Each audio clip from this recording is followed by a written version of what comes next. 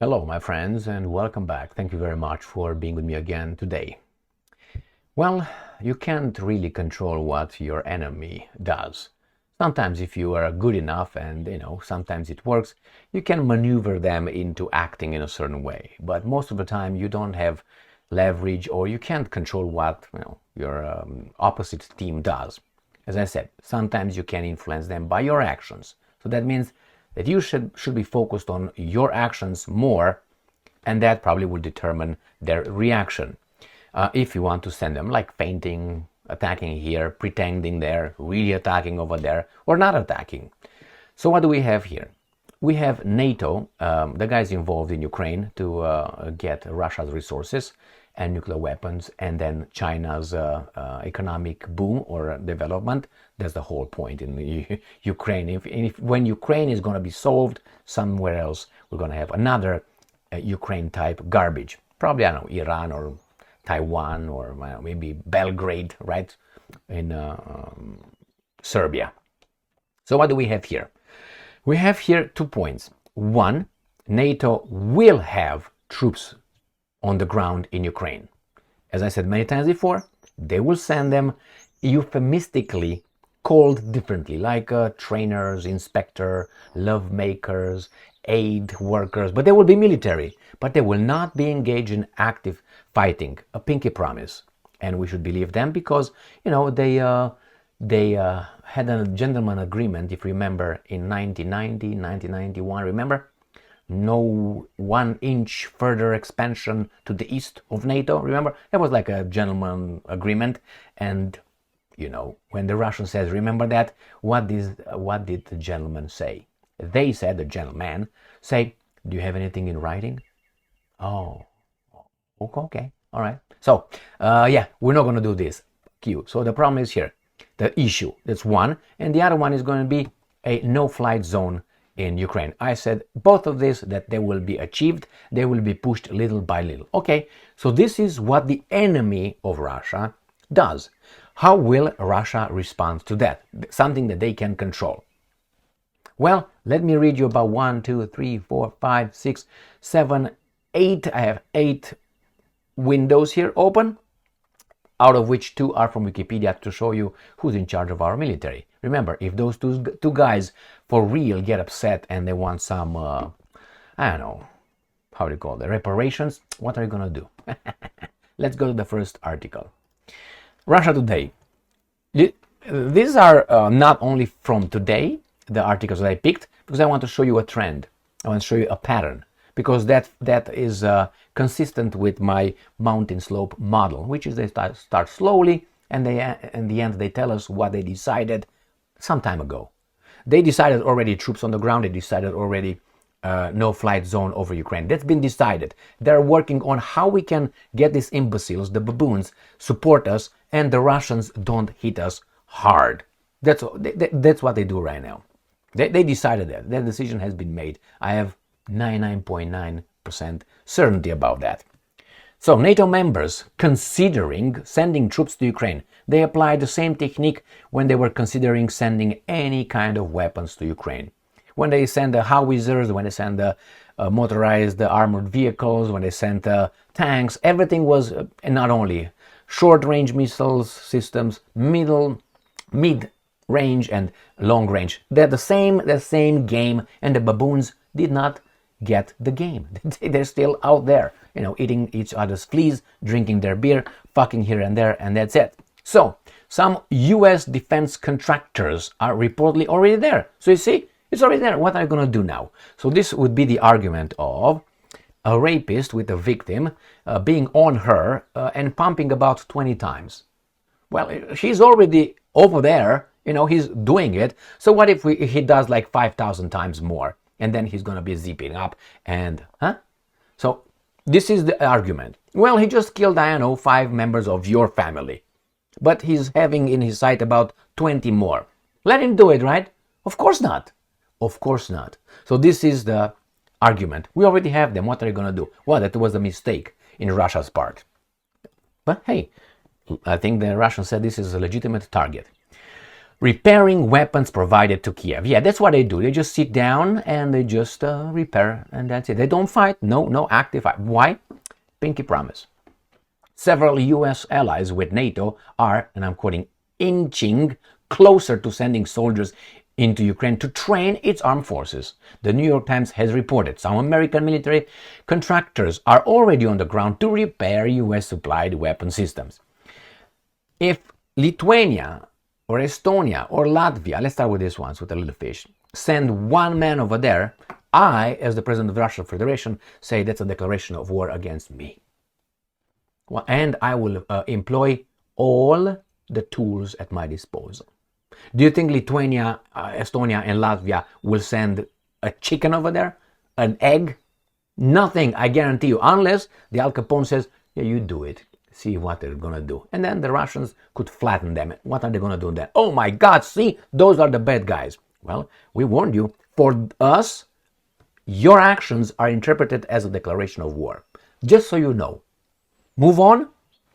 For us, it's a declaration of war. That's how it should work. But I know the Russians think, the guys in charge of Russia, think a little bit differently than that. But I'm 90, I hope they don't, but I'm 99%, 98% certain that the Russians eventually will come to that statement.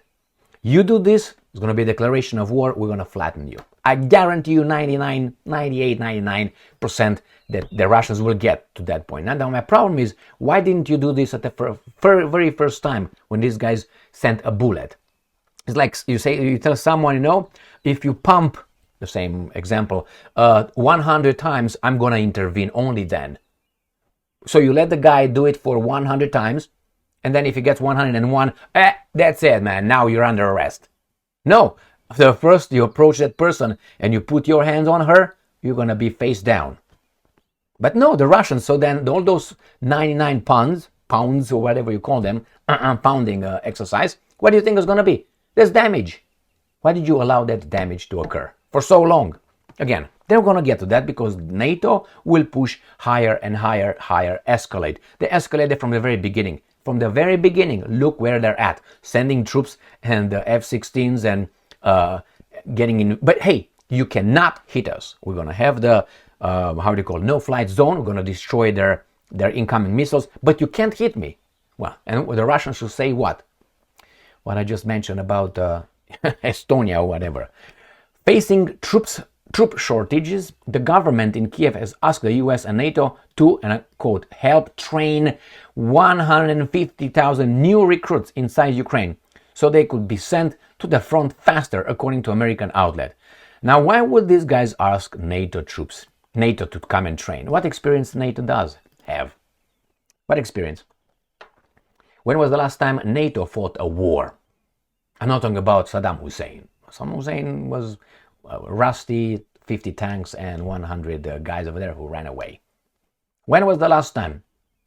I don't have to mention how they left with the tail between their fucking legs, Afghanistan, do I? But they come and train. The same here, Canadians come and train. What experience do you have more than the Ukrainians at this point? I mean, the Ukrainians have been actively fighting with the other guys, supposedly, right, without these guys, and you call someone over there that never trained. You employ a trainer with a name trainer, but never trained. Belgium trainers. When was the last time you fought? In Congo? In the 1800s? When was the last time you fought? I mean, no insult, but it's reality. And I pinpoint this kind of thing so I can show you how idiotic this is. I mean, okay, you send American troops. And they will send them. They are already there. What the Russians will do? This is the question. Don't worry about them. They can do that. You tell them what you're going to do. Or don't tell them.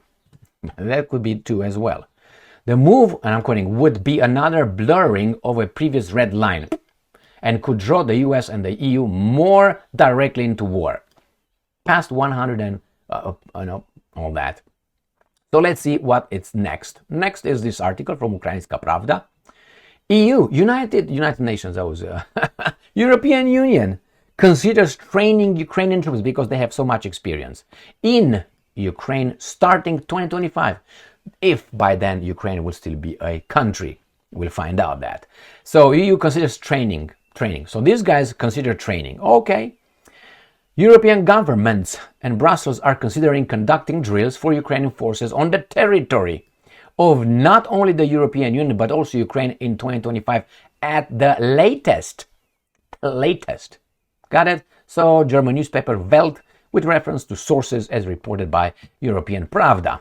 All right, let's move to the next one. This is from Ukrainska Pravda. Member of Scholz party calls for NATO to defend Ukraine's skies from its own territory. Remember they said this before. This is a no-flight zone. But hey, they will say, from the NATO territory we can hit in. But hey, you cannot hit us back. Yes, we can. We're going to you up. That should be the answer. But it's not. Well, sometimes you have to bluff. But if they push on your bluff, you have to follow through with reality. And you have to, But again, here, how far are they going to go? They're going to go until they get in an active war with Russia. Active, like really, we are under attack. Our national security, Europe, our values, our Western values now. Just watch Eurovision, the garbage, and you're going to find out the European values that you're going to have. And that's just the tip of the iceberg. You're going to see later what's going to be. So again, this guy's going to say, we are at war, we were attacked, we are threatened. Hey, but Russia cannot feel threatened whatsoever. You bring NATO in Ukraine, Russia, it's okay, stay over there, sleep well. Maybe the bear is going to have a little bit of hibernation time. No. These guys want to hit but not be hit. Cowards. No? And they talked about those guys who committed those horrific attacks on United States of America in 2001. Remember? They would call them cowards. Cowards. Well, I want someone else do that and see if that is cowardness. Like knowing that you're gonna die, but you go on a mission. Criminal mission. But anyway, I'm not gonna go to that one. Nevertheless, you see, we have those guys, the other ones. Let's move on. So, member of Scholz party. There's not only one person. There's just one in this particular article. I've seen many voices over there, and they think that they should destroy from NATO's territory. Voices have begun to be heard in Chancellor Olaf Scholz's Social Democratic Party of Germany. This cannot be together. When I hear social democratic, it's like socialism, democratic socialism. No such a thing. It's just words. In favor of Western troops taking part in defending Ukraine from Russian airstrikes. Joe Weingarten, specializing in defense matters, in a comment, the MP is calling for help for Ukraine's armed forces to repel Russian air attack, including with German support. And I'm quoting, in the current military situation, things change, we're going to act accordingly, right? Okay, insert yourself deeper into shit and you're going to be stinking big time. They're going to be drowning in shit. I believe it is necessary and responsible to deploy German anti-aircraft missile troops on NATO territory on the border with Ukraine in order to protect the airspace over Ukraine's west, Polish side that is. For example, with Patriot systems. Didn't I say that these guys will protect the west? Small steps. I said this many times. The Poles will get involved and they will get their side of Ukraine when things hit the fan. That is this part right here. So they will place them right here by Poland and probably by Romania, and they will try to destroy everything comes here. And then when the Russians are going to advance with troops this way, these guys are going to enter here and going to carve it as the Soviets did with the Nazis to Poland in the Second World War. The same thing, but that was bad. This is good. Why? The same reason. Defending and protecting the civilians from the Russian criminal attack. You'll see. And I'll be here. I won't go anywhere. So, another article for you. Semaphore, May 16th. Western military trainers will be sent to Ukraine eventually. So, again, they are upping their mountain slope model that I say. They start slow and they go fast, slowly you break in and then pop. So what's going on here? This is the way these guys start with the mountain slope model. They start with a former something, military, 99% of the time. This is how it goes. And they did it over and over. And that former ex-Pentagon, ex-NATO commander. He's going to say, maybe that's a good thing. Then it's going to be picked by the media. The media is going to debate it and going to say, no, no, no, no. Next is going to be a politician with responsibilities, because remember, the former has no responsibility. He's just going to say things based on his expertise because he fought many wars. Anyway, it's like I'm a swimming trainer, but I never swam, but I'm going to teach you how to swim. Garbage. Anyway, let's go back to these guys. So the next one is going to be an official, or usually an elected official is going to say, yeah, it's not a bad idea to do this, whatever they already decided. And then it's going to be the White House coming and say, no, President Biden said no, no tanks to Ukraine ever, no F-16s to Ukraine ever. And then what happened? It happened. So, and it's going to happen with F-16s. And then it goes again, someone from White House going to say, yeah, I think we can consider it. We can consider that. You see how it goes? But the decision has been made. It becomes more official and official and official. And in the end, they say, yeah, we decided to do it. Why? They see how the Russians reacted at the first, like the bully. When a bully comes and sends you the first signal and you have, your lunchbox in your hand, you can figure out that's the end game. So he doesn't want to get scratched, poked in the nose, or grabbed by the balls by you. So he's trying to destroy you psychologically. So he's going to push, unless he comes and smacks you and gets the box. Now that's a real guy. It's not a bully, that's a real guy. Which is, fuck it, I'm not going to be... Our bullies and the weasel bullies. Let's call the big bullies, I said, the guy that comes and smacks you, takes it. But no, he's starting slowly. He destroys your morale. Tries to get your lunchbox without you scratching, spitting, and grabbing him by the balls. He can beat you eventually, but he doesn't want to get scratched. He's going to meet his girlfriend later. And what do you think? He's going to show all fucked up? No. So that's why they try to do it without war. That's war, without the opposition. That's why you have to stop the bully at the first attempt. You take a chance, but you save time. I mean, instead of wasting time of your life, by going through all the process of the bullying process from here escalating, that takes, let's say, 10 minutes. You save 10 minutes of your life by saying no, and you end up to, he's going to take your lunchbox after he punches you, or beats you up, or he's going to leave. So you save 10 minutes. Sounds like a deal, because he's going to get your lunchbox, or he's going to be afraid from the very beginning when you say, what? No, man, I'm just kidding, man. Let's take it easy. I met this kind of garbage. So anyway, the same with these guys. Now they got to this guy here who is not a nobody. He's a Pentagon. He's in charge of something. So he's also an official on the Pentagon. So they're pretty high at the slope. They're almost at the top to let us know what's going to happen. So U.S. military official said, and that is none other than the highest ranking U.S. States military officer. Remember, this guy is in charge of you. If he has any problems with you, then he can activate the military. Said Thursday that Western armies will, that's a certainty, provide in the future, provide military trainers to Kiev at some point, a step that would mark a significant departure from NATO countries' reluctance to put boots on the ground in Ukraine. No, that plan was established a long time ago. And I'm quoting, we'll get there eventually over time, end quote. General Charles Q. Brown Jr., Michael Jackson, Tom Jones. Let's move. Who's this guy? Right here. This is the guy. Remember, this is the top, they said, right? Top ranking U.S. state military officer. So if he doesn't like you, and he wants some previous problems in his head, he potentially has the power to command the troops to, muster some, payback. It's called reparations. Anyway, and that's not the only one. I'm going to give you another one right here. There you go. Now, this is Lloyd Austin.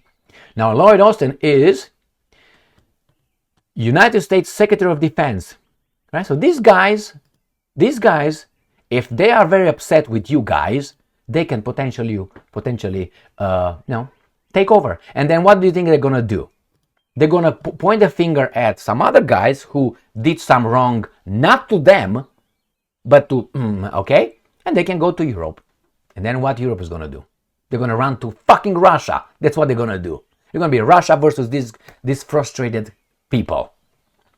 Don't think so? And then they're going to, Russia, help us. No, you. Stay over there. You created with your friends. All right. You created your garbage. Now, how is that? You made your bed, sit in it. Yeah, take a shit on it as well.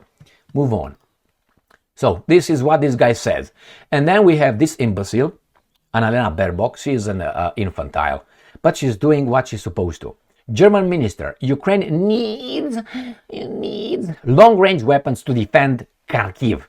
So she knows best, and she's going to provide, I would say, long-range missiles. And at the end, I think the last sentence is something with Taurus missiles, right here. Got that? There you go. This is the end of the article. So why?